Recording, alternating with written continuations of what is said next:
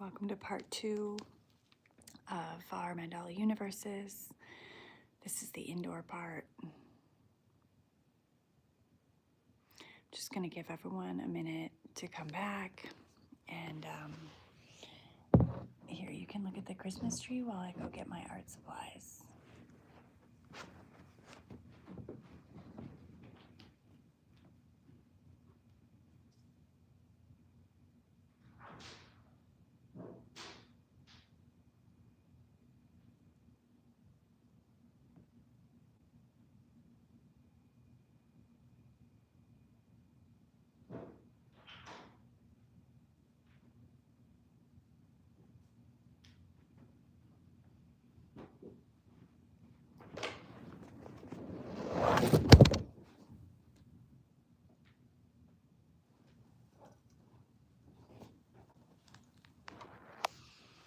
Okay. Miss M has come back and Kathy has come back. I apologize for the disruption. Apparently, my phone did not like to transition from outside to inside. Sorry. So, we were at the point where we were going to get grounded. McLeana says, we're back. And Miss M says, holiday fur and warmth to you all. Hugs. So this will be our holiday edition now. We went from sunny Phoenix to, reindeer blankets and Christmas trees. Silly phone. Yeah, I wonder if I went from cell service to Wi-Fi and it didn't like it. But I'm just glad we're here. So is Pamela. So with that, let's find a place to set this phone so that I can hold my book. Okay. And get yourself comfortable. For me, it's sitting cross-legged on the ground. That's a very grounding position for me. Get all my last-minute hair fiddles out, and I just need a little shaking. Let the disruption shake off of me. We're right back where we're supposed to be. Breathing in and breathing out.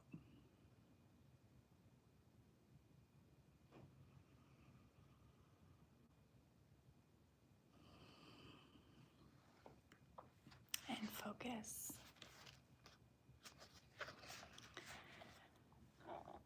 Focusing on yourself. Emotional intelligence begins with self-awareness, getting in touch with your inner voice.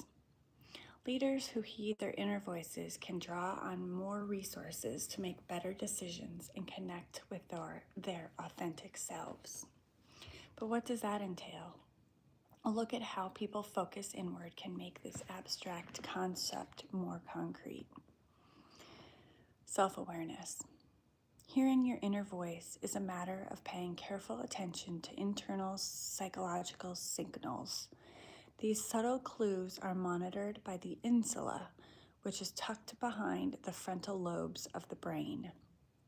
Attention given to any part of the body amps up the insula's sensitivity to that part.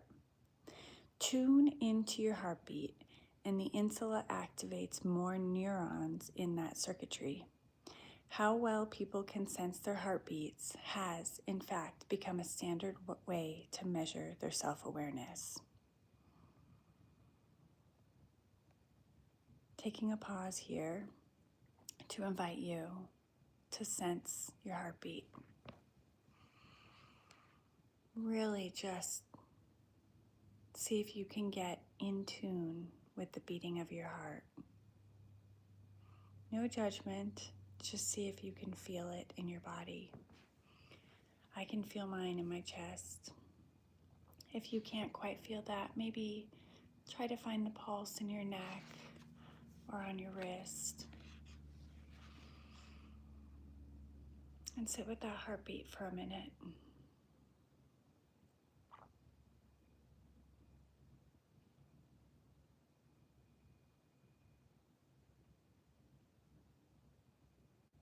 I notice mine slowing.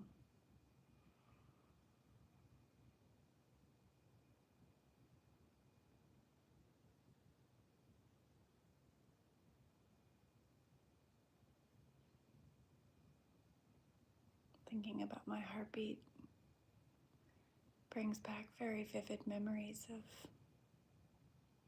times when my heartbeat has been out of control.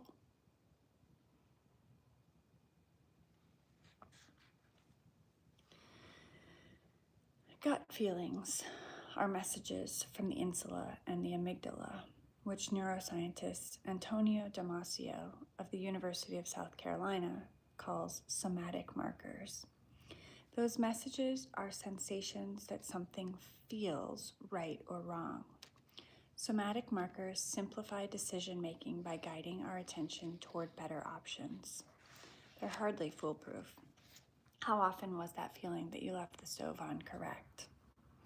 So the more comprehensively we read them, the better we use our intuition.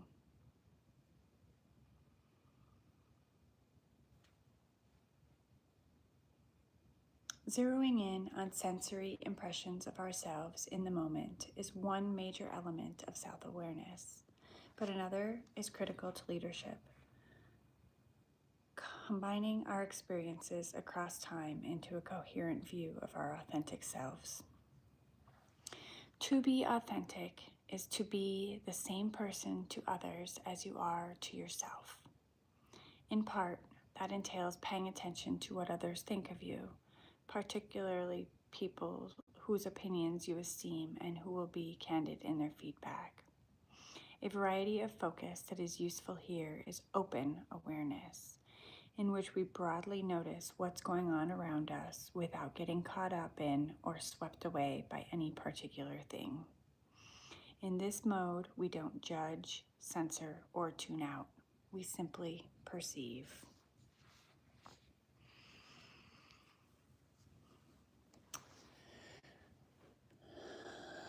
So,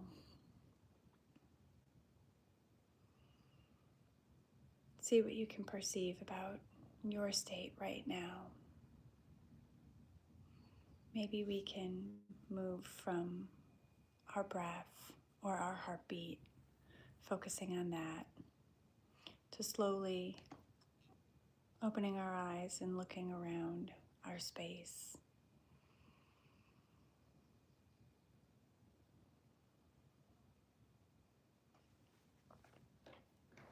And finding our notebooks if we haven't already done so.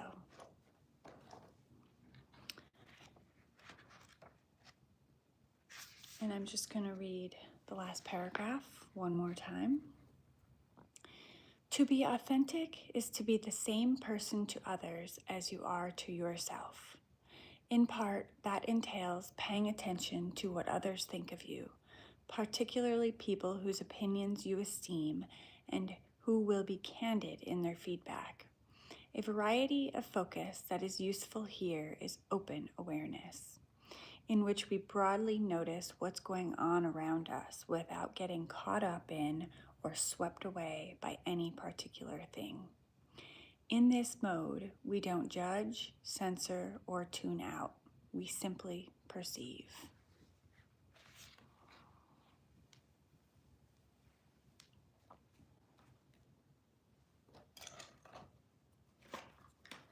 So here's my mandala journal. And it's filled with memories and feelings and places.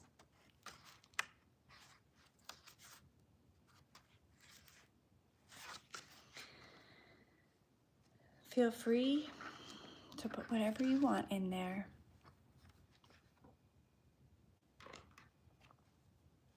Pamela says that's so well said. Simply perceive.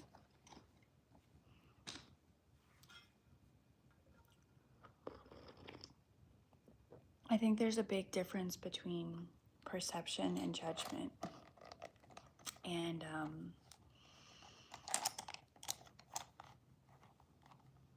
that's something I'd like to think about differentiating. I can't find my pen that I like, so I'll have to use another. Mickling asked how were my snow adventures. They were fun. It's probably been about 2 years since I skied. I think I either last skied with my brother in Mount Hood, but I think I went to Park City after that, but that was 2 years ago. So I was a little rusty at first, and after like 2 runs down the mountain, I felt better again. And you know, I was at a ski hill in Arizona, so I didn't even know Arizona had a ski hill mountain. It's at like 9,500 feet was kind of the base of the mountain. So it had elevation.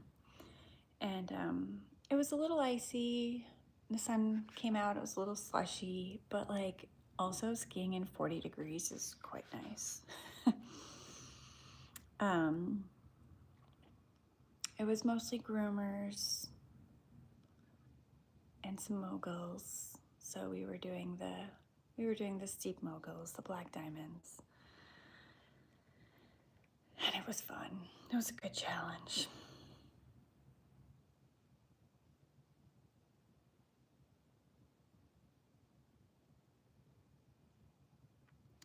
Today is Monday, the 22nd. Is that right?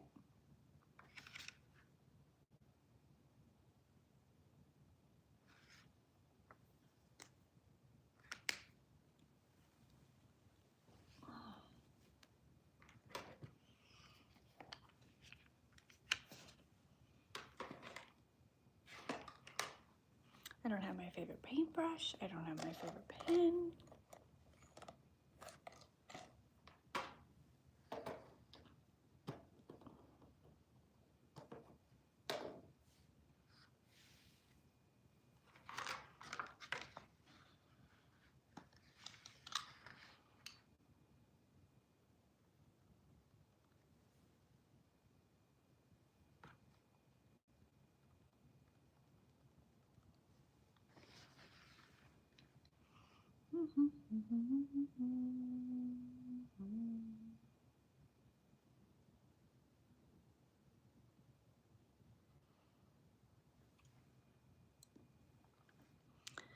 So it feels kind of funny sitting here in front of a Christmas tree because Christmas is just a couple of days away, and I've actually hardly thought about Christmas because I don't really have I don't have plans. I don't know where I'm going to be yet on Christmas. I'm not spending it with other people besides my husband. I didn't buy or make really any gifts this year. I'm in Phoenix where it's been 80 and sunny. So it just keeps sneaking up on me day by day. So I see this very holiday scene and it feels like a juxtaposition of how I actually feel this season. Actually, this holiday, not this season. This season I feel great. I am resting.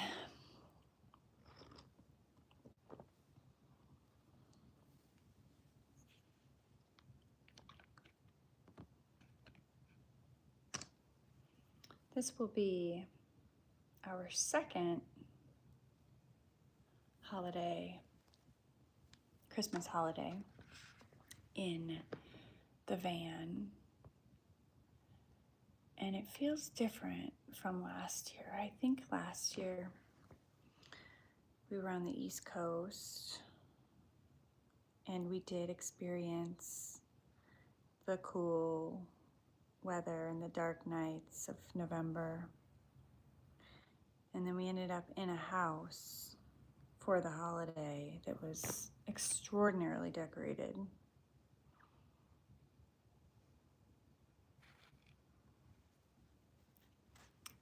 So it just, every year feels different. I guess that's part of every year feels different, even if you have a house that's the same. Kathy says our Christmas is so different for us this year. No stockings, no kids or grandkids. We're spending the night with our besties on the 24th and opening presents with them. We'll FaceTime with the grandkids when they open their presents. Yeah, you've got a house and every year just is different. You kind of follow the flow. Write the chapter as it comes. Ms. M says, Christmas has only just started for me as well. The end of the year approaches. That's also what is, I just keep looking at my watch in the morning and it's like the 22nd.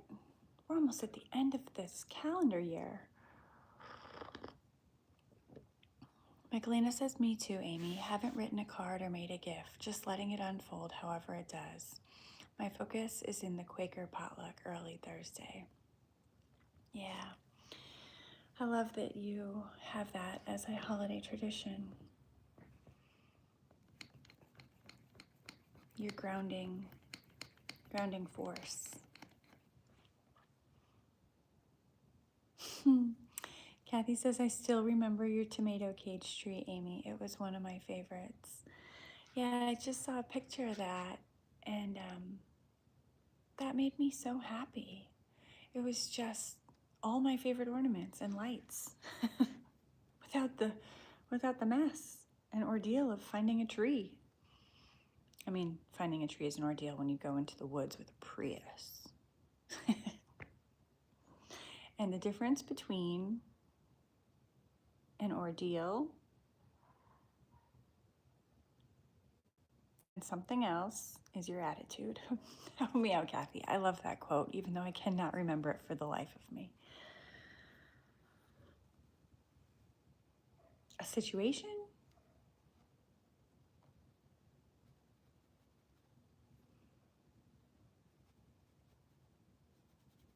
A problem?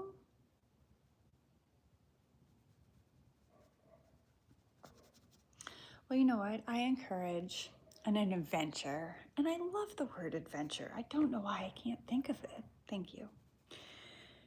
The difference between an adventure and an ordeal is your attitude. I encourage everyone to, both find tradition and holiday favorites, but also leaning into where you're at this year, this moment, and making new traditions and activities. I loved that Skyle was baking generations old recipes yesterday. That's a way to honor the past. But I imagine, consuming them with people change every year.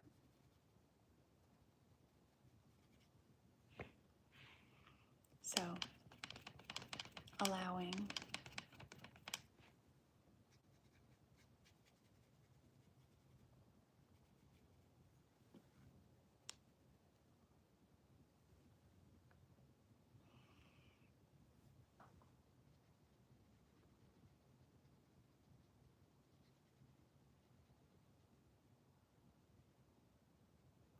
Ms. M is chiming in on the saying, and now I'm questioning what I said a minute ago. But yeah, is your attitude. The difference between an adventure and an ordeal is your attitude. Pamela says, it's different for me too. It seems like I'm trying to do my old ways and the energy is just not there for it. Noticing a shift to align to nature getting stronger. That is a good perception, Pamela. And I encourage you to keep leaning into it.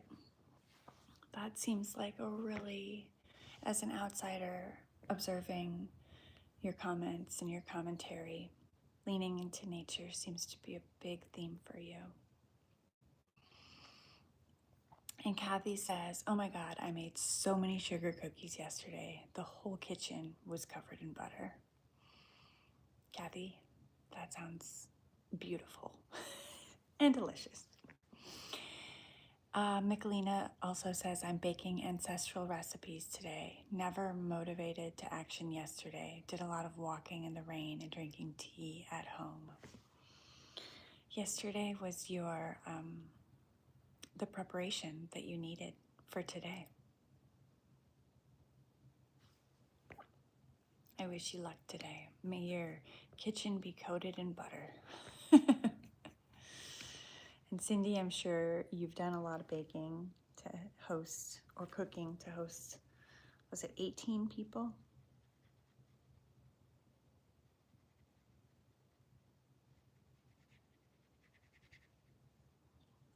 Oh wow, it's 9:31.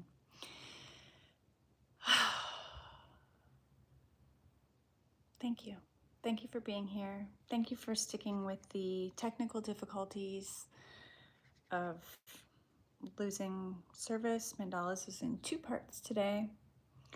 And I wish you all a cozy winter. For those of you getting a lot of rain, walk in the rain or stay inside and be cozy, or do the combination of both like Michelina did. Kathy says, today I decorate. The kitchen will be covered in sprinkles. Have fun, Kathy. And Ms. M says, I don't generally have a tree, rarely home. However, I did wrap a potted jade plant in 300 lights one year. So funny. That had to be very bright. Anything to bring lightness to these dark days. All right. I am going to wrap this blanket around me in a big hug. Sending so much love and coziness and happiness to you all. Michelina says, thank you for this time and connection. Cindy says, thank you. Have a wonderful rest of your day. And Kathy says, love to you all.